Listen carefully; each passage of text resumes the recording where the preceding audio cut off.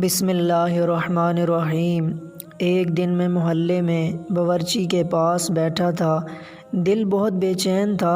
میں نے باورچی سے سوال کیا، یار میں نمازیں پڑھتا ہوں، روزے رکھتا ہوں، کوئی برا کام نہیں کرتا، پھر بھی تنگ دستی رہتی ہے، رب کے ہاں بات نہیں بنتی۔ باورچی کہنے لگا، باؤ جی ذرا ہنڈیا پکا لیں، پھر اس پر بات کرتے ہیں۔ یہ کہہ کر باورچی نے ہنڈیا چولہے پر رکھی، پیاز ڈالا، لہسن ڈالا، ٹماٹر، نمک، مرچ مسالہ سب کچھ ڈال کر میرے پاس آ کر بیٹھ گیا اور باتیں کرنے لگا۔ باتیں کرتے کرتے اچانک میری نظر چولہے پر پڑی۔ دیکھا باورچی آگ جلانا بھول گیا۔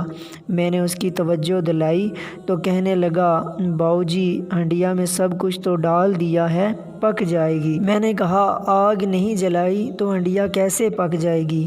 جواب میں کہنے لگا، باؤ جی جس طرح ہنڈیا میں سب کچھ موجود ہونے کے باوجود آگ لگائے بغیر ہنڈیا نہیں پک سکتی، بالکل اسی طرح نماز، روزہ، زکوٰۃ، خیرات کرنے سے اس وقت تک کچھ حاصل نہیں ہوگا جب تک آپ اپنے وجود کو تقویٰ اور پرہیزگاری کی آگ پر نہیں چڑھاؤ گے، اور یہ آگ آپ کے ضمیر اور کردار نے لگانی ہے۔ غصہ، غیبت، حرص، منافقت، ہوس اور بغض سے جان چھڑاؤ، اپنی ذات کو مخلوق کی خدمت کا تڑکا لگاؤ، تب جا کر وجود کی ہنڈیا پکے گی، پھر بات بنے گی، پھر اللہ سے رابطہ ہوگا۔ اللہ تعالی ہمیں زکوٰۃ، روزہ، حج، نماز کے ساتھ ساتھ اللہ کی مخلوق سے محبت اور اللہ تعالیٰ کی مخلوق کی خدمت کرنے کی بھی توفیق عطا فرمائے۔ آمین ثم آمین۔